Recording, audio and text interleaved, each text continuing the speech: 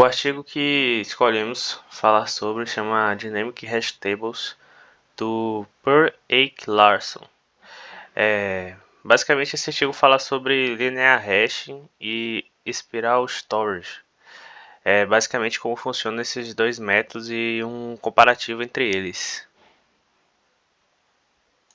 Então, na primeira parte do artigo, nós temos falando um pouco sobre linear hashing, ou hashing linear, que foi desenvolvido por W. Litwin em 1980.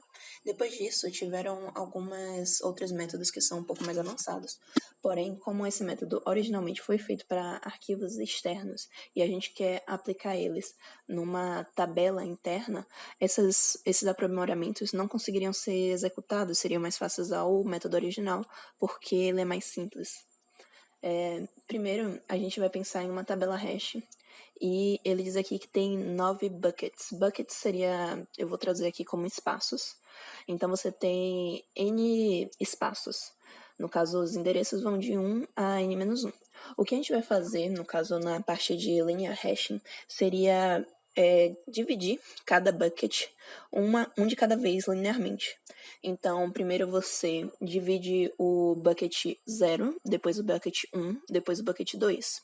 E nisso, metade dos elementos do bucket 0, quando você estiver dividindo ele, vai para um novo bucket. E no caso, você vai ter também um ponteiro, que vai, assim que você dividir o número do bucket 0, ele vai apontar para o ponteiro número 1. Então, o próximo bucket a ser dividido é o bucket 1.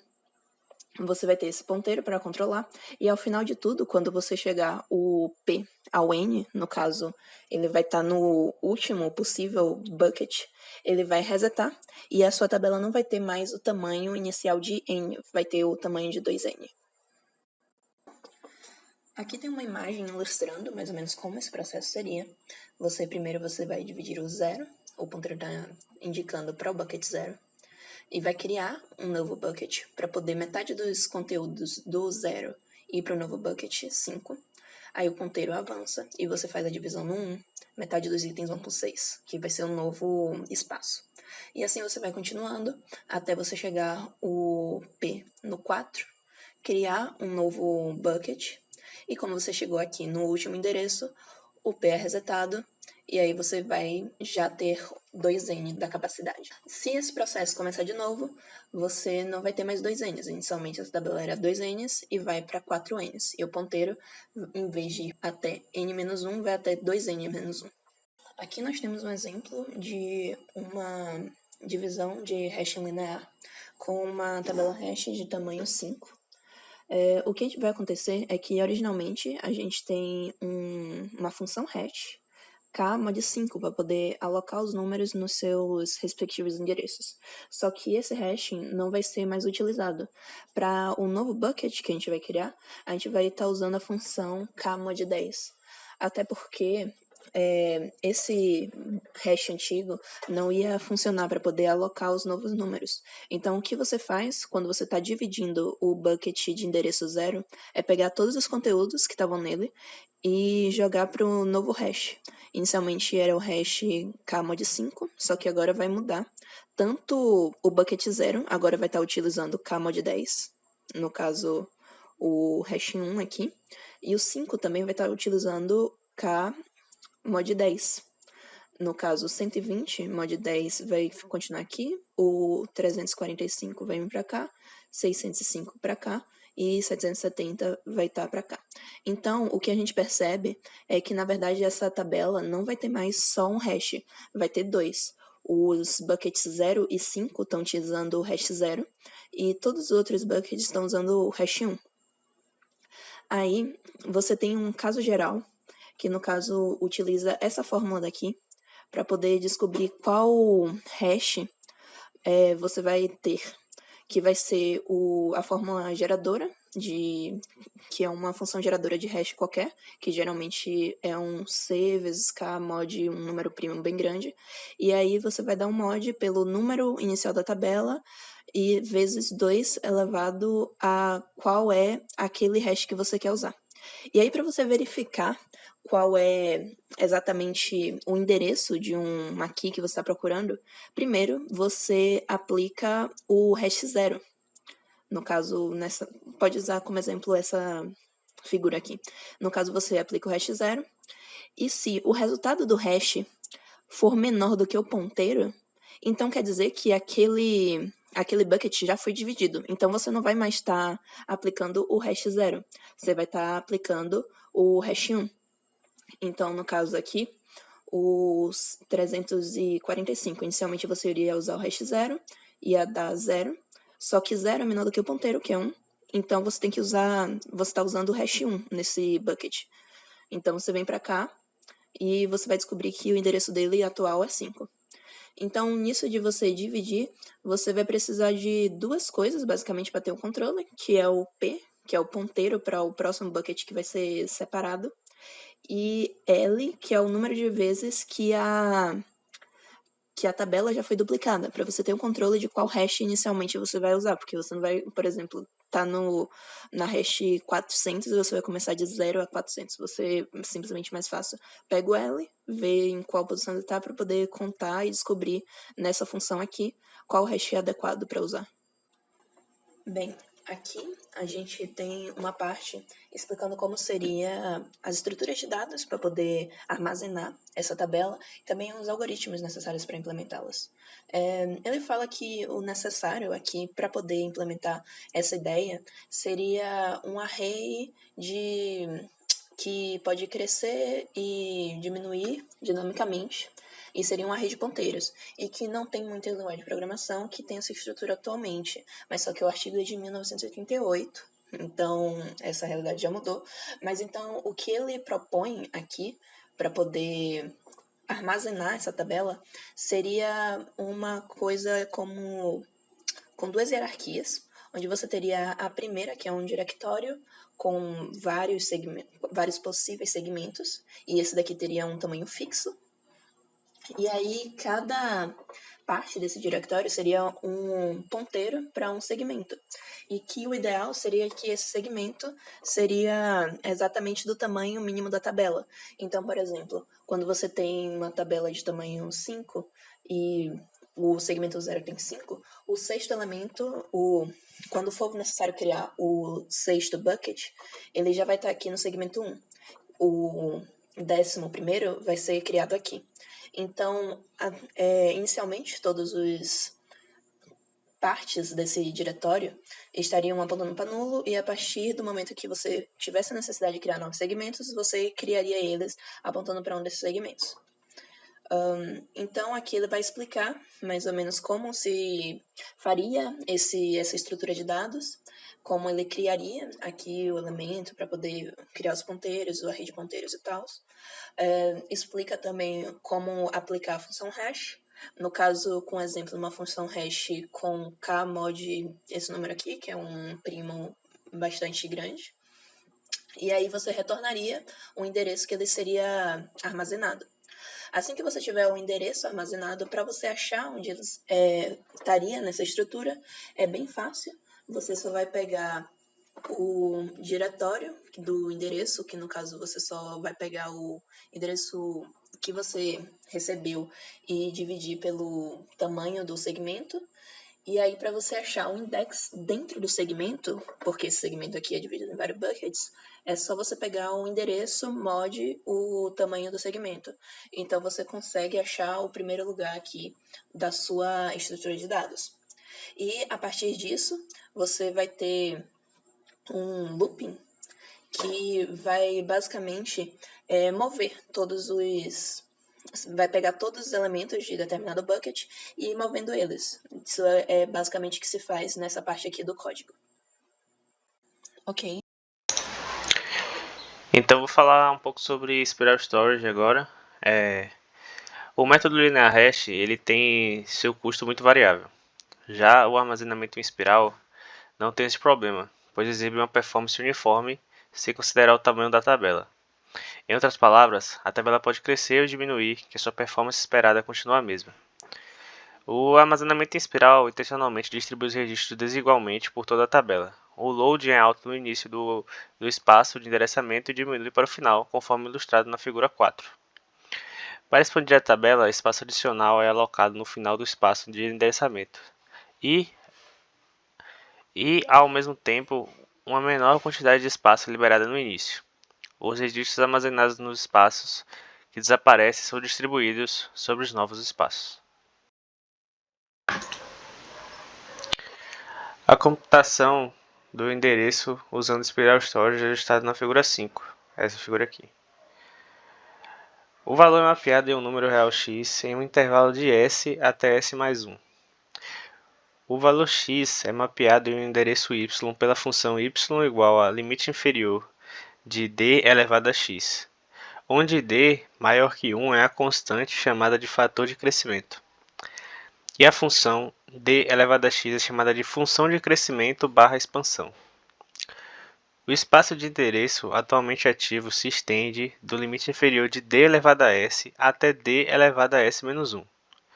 Essa equação aproximadamente dá d elevado a s vezes d menos 1, endereços ativos.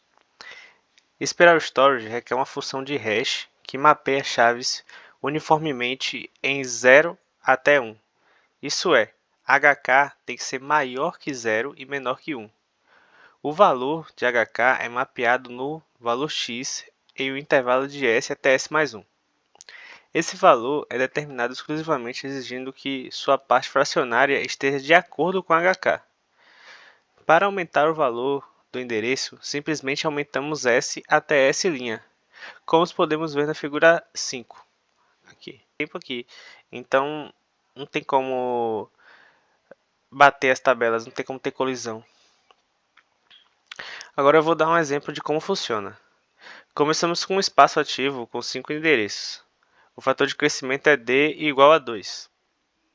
O valor de s requer 5 endereços ativos que podem ser determinados pela equação 2, que é o fator de crescimento, elevado a s mais 1 menos 2 elevado a s, que tem que dar 5, porque nós queremos 5 endereços ativos.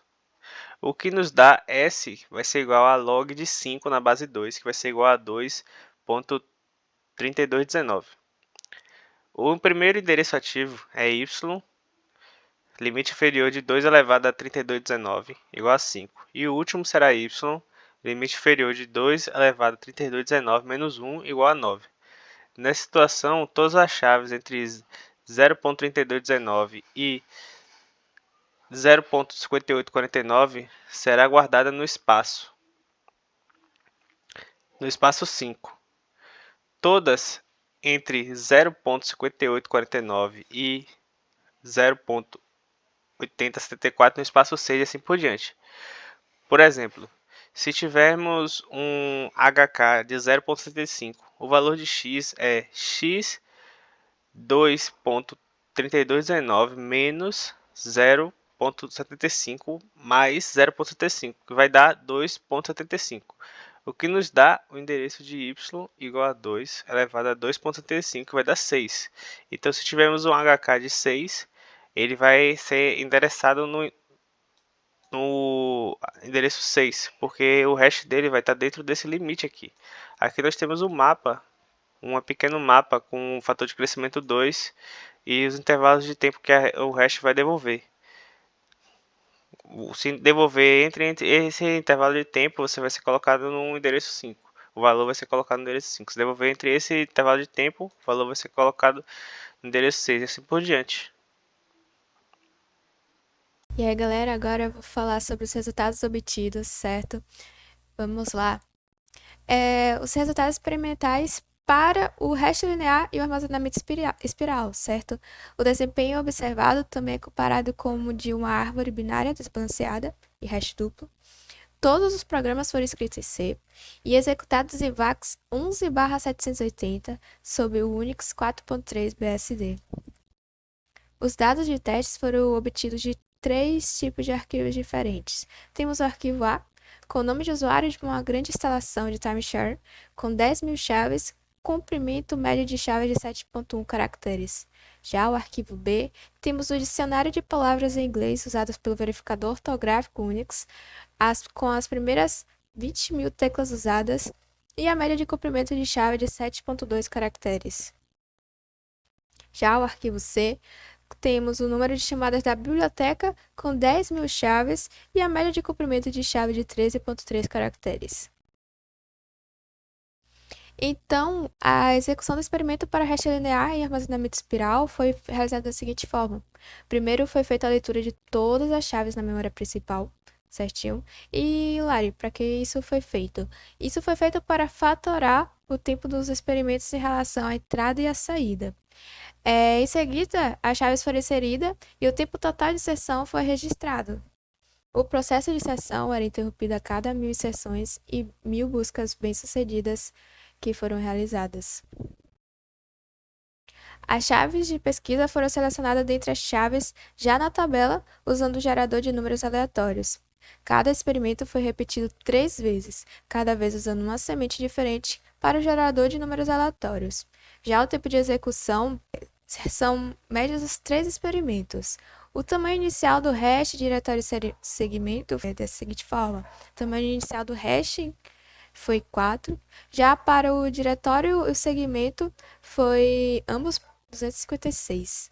Então, as tabelas 2 e 3 mostram os comprimentos de busca esperados e os comprimentos de pesquisa observado de um desses experimentos, né? Aqui na tabela 2 temos a tabela para o hash linear, né? Mostrando para o hash linear, e aqui para o armazenamento espiral. Temos aqui os valores esperados e os valores observados, a média dos valores observados, tanto do arquivo A, B e C, aqui é a mesma coisa, arquivo A, B e C, valores esperados e a média do valor observado. Então, desses resultados, confirmamos que as funções de hash funcionaram conforme o esperado. Em um experimento, a constante de embaralhamento de hash para armazenamento em espiral foi omitida, e isso aumentou significativamente o comprimento de pesquisa observado, né? Especialmente para o arquivo A. Depois de algumas investigações, foi descoberto que omitir a constante fazia com que as teclas curtas de 3 a 4 caracteres se agrupassem perto do zero. E a multiplicação por uma constante de embaralhamento quebra tais aglomerados e é, portanto, recomendado sempre que o conjunto de chaves contiver uma fração significativa de teclas curtas. Então, o tempo de execução observado para hash linear e o armazenamento pode ser visto aqui na tabela 4 e na tabela 5, certo? E o que a gente pode observar aqui? A gente pode observar uma tendência geral, que é bem clara. O armazenamento em espiral é mais lento do que na hash linear, tanto para o carregamento quanto para a pesquisa.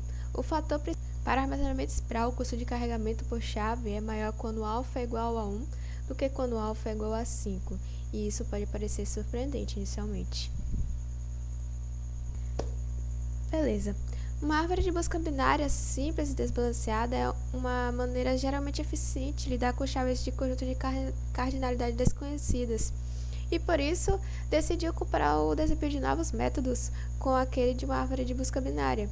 E o experimento foi organizado da seguinte maneira: todos os registros foram lidos no armazenamento principal, as chaves foram então inseridas em uma árvore binária, né? A ordem de sessão foi determinada por um número aleatório, e o processo de sessão foi novamente interrompido a cada 1000 sessões, e o tempo de sessão foi registrado. 1000 buscas aleatórias bem-sucedidas foram realizadas novamente, e o tempo de busca registrado. Novamente não, foram realizadas, e o tempo de busca foi registrado. E esse processo de carregamento e busca foi repetido 10 vezes para cada arquivo de entrada e médias calculadas. Então, vamos lá. Vamos para conclusões, né? Então, ele concluiu que para aplicações onde a cardinalidade do conjunto de chaves é conhecida em antecedência, o melhor desempenho é obtido por uma tabela hash tradicional, de tamanho fixo. Já para aplicações onde a cardinalidade de conjunto de chaves não é conhecida anteriormente, o hash linear oferece o melhor desempenho geral. O fator de carga médio pode ser definido até 5 sem afetar seriamente o desempenho. O armazenamento em espiral é consistentemente mais lento do que o hash linear, certo? E o esperado custo de carregamento de uma árvore binária é menor do que o hash linear, mas a busca é mais lenta, exceto para as árvores binárias muito pequenas. Então, essa foi a nossa apresentação sobre o Dynamic Hash Table, né? tabela de hash dinâmica. E é isso, até a próxima, galera.